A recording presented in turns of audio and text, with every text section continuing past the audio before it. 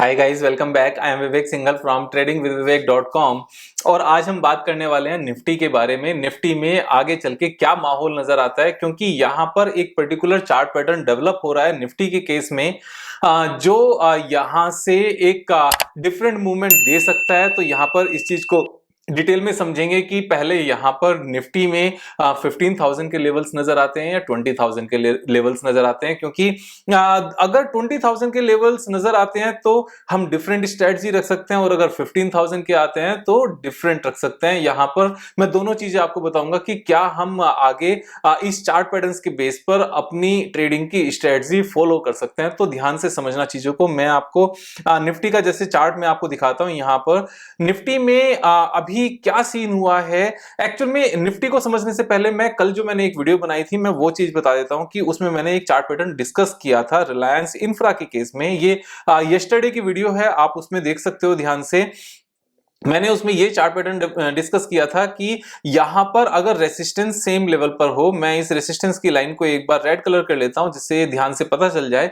अगर ये same level पर रेसिस्टेंस दिखाए, यहां पर रेसिस्टेंस था, फिर सेम रेसिस्टेंस था, सेम था, और यहां पर सेम रेसिस्टेंस था, तो 4 टाइम्स इसने सेम लेवल पर रेसिस्टेंस दिखाया। लेकिन जो नीचे सपोर्ट बन रही थी वो हायर सपोर्ट थी। हर बार सपोर्ट पिछले वाले सपोर्ट से ऊपर बनती थी। तो यहां पर पहले ये सपोर्ट बनी, फिर ये बनी, फिर उसके बाद ये सपोर्ट बनी, फिर ये बनी, एंड फाइनली यहां से ब्रेकआउट आ गया, और ब्रेकआउट के बाद चीजें यहां से ऊपर चली गई। तो यहां पर ये जब चार्ट पैटर्न है तो निफ्टी के केस में इसका एकदम अपोजिट जस्ट वाटर इमेज यहां पर बनती हुई नजर आती है। कैसे? यहां अगर आप ध्यान से देखोगे तो सेम लेवल पर यहां पर सपोर्ट नजर आती है। यहां पर सेम लेवल पर सपोर्ट आई, फिर यहां सपोर्ट आई, फिर ये सपोर्ट है, यानी कि ये पूरी एक ही सपोर्ट है। पहले ये सपोर्ट है, फिर ये है, एंड थर्ड ये सपोर्ट है। अगर हम इसको मार्क कर लें तो यहां पर फर्स्ट सपोर्ट ये है, सेकंड सपोर्ट हमारी ये आई, एंड थर्ड सपोर्ट हमारी ये आई, और यहां पर फोर्थ सपोर्ट ये आती हुई नजर आती है। तो बेसिकली हम इसको, ये दोनों एक ही पार्ट हैं। यहां पर 2 पैटर्न्स बन रहे हैं, एक के बदले 2 पैटर्न्स हैं। मैं दोनों यहां पर आपको बताता हूं। तो यहां अगर हम देखें तो सबसे पहले हमारा यहां पर जो रेसिस्टेंस बना वो क्या था, ये था। उसके बाद में सेकंड रेसिस्टेंस हमारा ये बना, लेकिन ये माइक्रो रेसिस्टेंस था। एक ये था, ये था, ये डाउ थ्योरी में चीजें नीचे आ रही थी। लेकिन अगर हम एक का रैली के बाद की बात करने लगे तो सेकंड रेसिस्टेंस हमारा ये बना, जो पिछले वाले रेसिस्टेंस से डाउन था। उसके बाद में सेम लेवल तक यहां तक आया, फिर ऊपर गया, और हमारा ये यहां पर रेसिस्टेंस बनता हुआ नजर आता है। तो यहां पर रेसिस्टेंस जो है, जो हाई साइड है, जो लेवल्स ऊपर की तरफ हैं, वो नीचे आते जा रहे हैं, लेकिन जो सपोर्ट है वो सेम है। तो जहां पर बार बार सेम लेवल पर कोई चीज टकराती है, उसके ब्रीच होने के चांसेस ज्यादा होते हैं कि वो वहां से लेवल्स ब्रेक हो जाएंगे और चीजें ऊपर निकल जाएंगी। क्योंकि ऊपर से जो प्रेशर है वो नीचे की तरफ आता जा रहा है, जो अपने आप में इस चीज को बताता है कि वापस से निफ्टी के सेम लेवल तक जाने की हिम्मत नहीं हो पा रही है जहां तक पहले हो रही थी। तो एक तो पर्टिकुलर ये पॉइंट है, यहां पर पूरे चांसेस हैं कि नीचे की तरफ आ सकता है। अब जब ये नीचे की तरफ अगर आ सकता है और सपोज आ जाता है, तो इसका डाउन साइड कितना होगा? डाउन साइड होगा जो इसका ये डेप्थ है, जो ये रेंज बनी हुई है उसका डेप्थ है, और इस डेप्थ को हम नीचे की तरफ मार्क करेंगे, और नीचे की तरफ मार्क करके देखेंगे कितने लेवल्स आते हैं। ये लेवल आता है 15,000 का लेवल। तो यहां पर अगर एक बार, इस बार अगर नीचे की तरफ ये ब्रेक डाउन होता है तो यहां पर 15,000 के लेवल्स आ सकते हैं। यहां सिर्फ यही वाला सेटअप नहीं है, एक दूसरा सेटअप भी यहां पर बन रहा है, जो प्रॉपर यहां हेड एंड शोल्डर पैटर्न है। ये reverse head and shoulder pattern नहीं है, this is head and shoulder pattern. So this is the left shoulder, this is the head, and this is the right shoulder. अब right shoulder अगर टूटकर नीचे जाता है तो जो इसकी डेप्थ है उतनी डेप्थ तक ये और नीचे आ सकता है। तो अगर हम इस सेकंड पैटर्न जो हमने डिस्कस किया, reverse head and shoulder pattern, अगर इसकी बात करने लगे तो कहां तक आ सकता है? हमने इसकी डेप्थ ली और डेप्थ को हमने नीचे प्लॉट कर लिया, then it can come down to 15,263, यानी कि ऑलमोस्ट सेम ही लेवल्स हैं, कोई बहुत ज्यादा डिफरेंस है नहीं। नाउ अब यहां पर जो एक सबसे इंपॉर्टेंट पॉइंट है वो क्या है कि जो बेसिक नेचर है स्टॉक मार्केट की, वो नीचे जाना नहीं है। बेसिक नेचर स्टॉक मार्केट की ऊपर जाना है। तो ऐसा बहुत बार होता है कि यहां पर हेड एंड शोल्डर पैटर्न बनता है, लेकिन उसके बाद वो नीचे ब्रेक होने के बदले वापस से ऊपर चला जाता है। तो यहां इस हेड एंड शोल्डर पैटर्न को फेल होते हुए हम कब माने, वो कौन से लेवल्स हैं कि जिसके ऊपर ये क्लोज हो जाए तो यहां से नीचे के बदले ये ऊपर की जर्नी स्टार्ट कर देगा। और ये अपने आप में एक प्रॉपर पैटर्न होता है। जब भी head and shoulder pattern fail होता है वो अपने आप में एक पैटर्न है, वो एक प्रॉपर पैटर्न है। इस पैटर्न का नाम क्या होता है? Head and shoulder failed pattern. आप ध्यान से समझना, head and shoulder failed pattern अपने आप में एक पैटर्न है जो हमेशा अच्छे से काम करता है, और इसकी जो टारगेट अचीव करने की स्पीड होती है वो उससे भी ज्यादा होती है, वो नॉर्मल स्पीड से भी ज्यादा स्पीड पर होती है। क्यों? क्योंकि यहां पर पूरी दुनिया इस हेड एंड शोल्डर पैटर्न को ध्यान में रखते हुए एक डायरेक्शन में पोजीशन बनाकर बैठे होते हैं, और जो एक पर्टिकुलर बड़ा ऑपरेटर उन सब की पोजीशंस खराब करके अपोजिट डायरेक्शन में ब्रेकआउट देता है तो वो बहुत बड़ा प्लेयर होता है, और सबकी पोजीशन में स्टॉप लॉस हिट होने शुरू हो जाते हैं, और ये एक रिपल इफेक्ट आता है कि बहुत स्पीड से वो दूसरी डायरेक्शन में निकल जाता है। तो अगर ऐसा होता है तो वो ऐसा कब होगा? यहां पर जो राइट शोल्डर है, इस बात को ध्यान से समझना, this is head and shoulder pattern, और इस हेड एंड शोल्डर पैटर्न में जो राइट शोल्डर का टॉप है अगर इससे ऊपर क्लोजिंग हो जाए तो इट मींस अगर यहां से शेयर प्राइस ऊपर की तरफ जाकर इस लेवल पर कहीं पर क्लोजिंग दे दे, यानी कि जो 17,790 का जो लेवल है इससे ऊपर अगर closing they they, and next day जो इस कैंडल को यहां टॉप बनेगा उसके ऊपर अगर एक बार भी प्राइस चला जाए, तो ऐसा हमेशा माना जाता है कि जो रेसिस्टेंस लेवल है उसके ऊपर क्लोज होना चाहिए, और उस दिन जिस दिन क्लोज हुआ जो भी टॉप बना नेक्स्ट डे उससे ऊपर एक बार इंट्राडे में ट्रेड होना चाहिए, तब वो वैलिड ब्रेकआउट माना जाता है।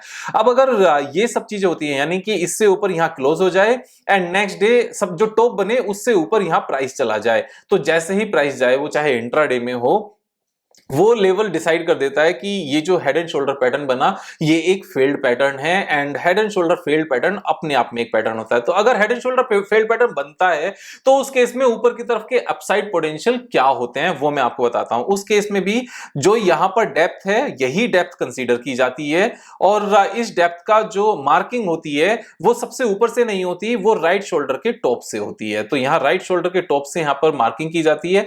इस केस में हमारा टारगेट निकल कर आता है 19,333। तो ये एक चार्ट पैटर्न यहां पर बनता है जो बड़ा सिंपल सा चार्ट पैटर्न है।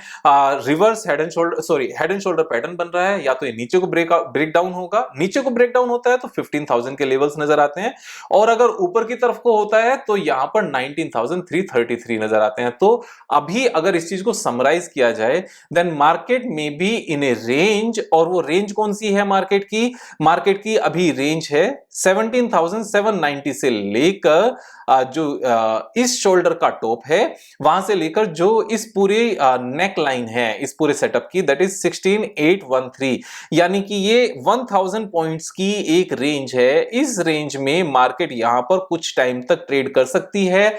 जिस साइड भी ये ब्रेकआउट करके क्लोजिंग देगी, चाहे ऊपर की तरफ हो चाहे नीचे की तरफ हो, उधर की तरफ मार्केट के जाने के पूरे चांसेस हैं। अब बात ये आती है, विवेक भाई अगर मार्केट बढ़ गई तो सब कुछ अच्छा है, लेकिन अगर मार्केट गिर गई तो यहां पर कौन से सेक्टर में सबसे ज्यादा गिरावट आ सकती है? तो यहां पर जो अभी कल्प्रिट है इसको नीचे लाने का वो आईटी सेक्टर ही है, जो मुझे साफ साफ नजर आता है, क्योंकि आईटी में ये चीज होती हुई ऑलरेडी ये चीजें बन चुकी हैं। सेम चार्ट पैटर्न है यहां पर, अगर हम देखें ये एक हेड एंड शोल्डर पैटर्न बन चुका है। This is the shoulder, this is the head and this is the right shoulder, और अगर ये नीचे दोबारा से आके क्लोज होता है तो यहां मेरे हिसाब से पूरे चांसेस हैं कि निफ्टी इंडेक्स में यहां पर गिरावट बढ़ेगी, और जो ये गैप है जो ये इनका डेप्थ है इस हेड एंड शोल्डर पैटर्न का 12.75% नीचे आते आते बढ़ जाएगा ऑफ कोर्स, क्योंकि जो पॉइंट्स है वो 5000 पॉइंट्स हैं। अगर हम ऊपर देखें तो ये 5000 पॉइंट्स का डेप्थ है, और 5000 पॉइंट्स का ही डेप्थ यहां पर नीचे रहता है।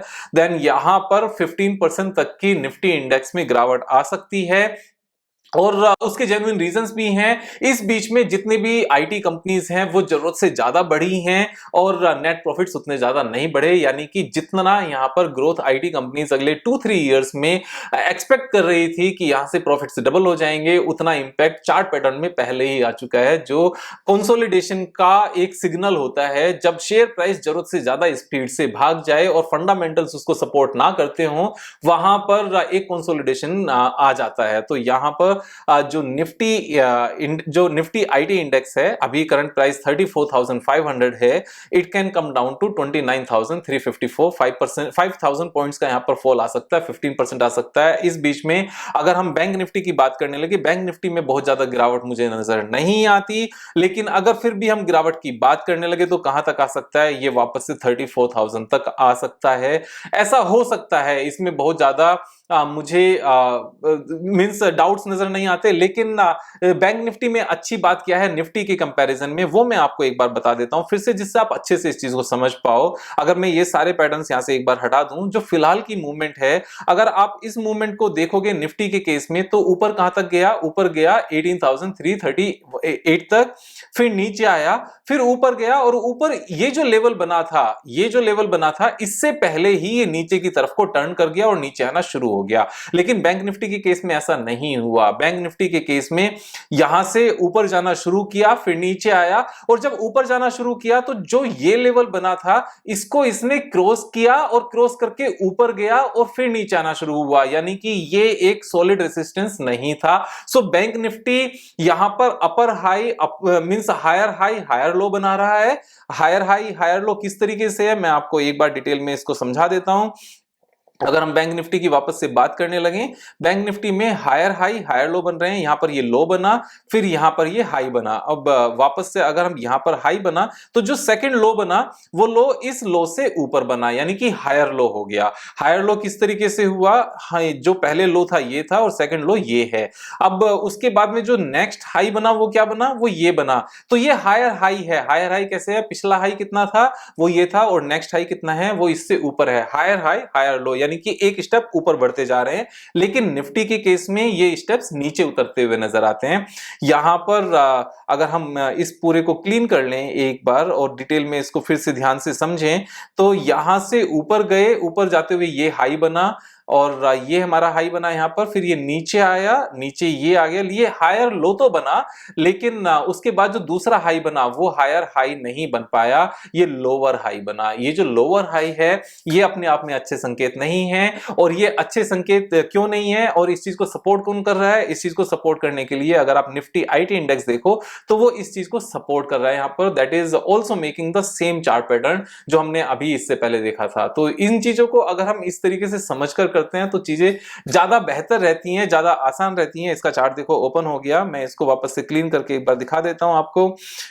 यहां से ऊपर गया, ऊपर जाकर नीचे आया, तो यहां पर ये जो हाई बना, ये लोअर हाई बना, क्योंकि इससे पहले हाई ये था, फिर सेकंड हाई हमारा ये बना, और थर्ड हाई हमारा ये बना। लोअर हाईज लगातार बन रहे हैं, और जो लो है वो लो नीचे की तरफ बन रहे हैं, यानी कि पहला लो इससे पहले ये था, और जो सेकंड लो है वो इस बार हमारा इससे नीचे बना, और ये थर्ड लो हमारा इससे अगर और नीचे बनता है तो ये चीज और कंफर्म हो जाएगी। वैसे तो कंफर्म हो चुकी है, इससे ज्यादा कंफर्मेशन की बहुत ज्यादा जरूरत होती नहीं है। अब इन सब चीजों को समझ के क्या पता चलता है कि अगर निफ्टी में अगर शोल्डर ऊपर की तरफ को टूट जाता है, जो मैंने बताया, अगर ये शोल्डर हमारा ऊपर की तरफ को टूट जाता है, ये शोल्डर कैसे बना था, वापस से रिपीट कर रहा हूं, this is the shoulder, this is the head and this is the shoulder. अब मैं इसको एक बार क्लीन कर देता हूं just to make you understand clearly. एक बार चीजों को समझ लेते हैं तो ज्यादा बेटर रहता है। तो ये हमारा हेड एंड शोल्डर पैटर्न है। अगर ये जो इसका टॉप है राइट शोल्डर का, अगर ये ऊपर की तरफ को ब्रेक होकर यहां पर क्लोजिंग देता है तो और ऊपर जाएगा। इस केस में क्या करना है, हमें बने रहना है, कुछ चेंज नहीं करनी है, हम अपने स्टॉक्स को होल्ड करके बैठ सकते हैं। लेकिन अगर नीचे की तरफ को टूट जाता है तो क्या करना है, तो भी बने ही रहना है, क्योंकि हम यहां पर स्टॉप लॉस वाले ट्रेडर्स नहीं हैं। बस एक काम कर सकते हैं, अगर ये यहां से टूटता है तो हम स्विंग ट्रेडिंग की तरफ ज्यादा ध्यान दे सकते हैं, और शेयर्स को बने रहने की तरफ थोड़ा सा कम कर सकते हैं। हम थोड़े से ज्यादा एक्टिव हो सकते हैं। किस तरीके से, कि अगर हमारे पास 20 स्टॉक्स हैं, 20 स्टॉक्स में से ऊपर की तरफ को जब यहां से फिर से मूवमेंट आई, हम वहां पर कुछ में पार्शियल प्रॉफिट बुकिंग कर सकते हैं, और जब नीचे आए तो हम फिर से ले सकते हैं, लेकिन पार्शियल ही करना, क्योंकि किस झटके में ये एक बार ऊपर निकल जाएगा हमें पता भी नहीं चलेगा, क्योंकि अल्टीमेट जो मार्केट की टेंडेंसी है, जो नेचर है, वो ऊपर जाना ही है। तो नीचे आने के केस में हम थोड़ा सा एक्टिव हो सकते हैं, थोड़ा सा प्रॉफिट बुकिंग करके वापस से ट्रेड करके हम थोड़ा सा ज्यादा एग्रेसिव हो सकते हैं ट्रेडिंग में। वी कैन ट्रेड मोर, हम थोड़ा सा शायद ज्यादा पैसा कमा पाए। वो आप सोच समझ के करना, ध्यान से करना, लेकिन अगर ऊपर की तरफ जाता है तो बने रहना। अगर बात ये होती है कि निफ्टी को शॉर्ट करना चाहिए क्या विवेक भाई, तो डेरिवेटिव्स में काम नहीं करना है, जरूरत ही नहीं है, तो that is not our cup of tea. इन चीजों को समझते रहना, करते रहना। अब इन चीजों को वापस से नोट्स भी बनाना है, वीडियोस को दोबारा से देखनी है, समझना है और लर्न करते रहना है। कल फिर मिलेंगे एक नई वीडियो के साथ, तब तक मजे करो यार। Thank you so much, have a nice day.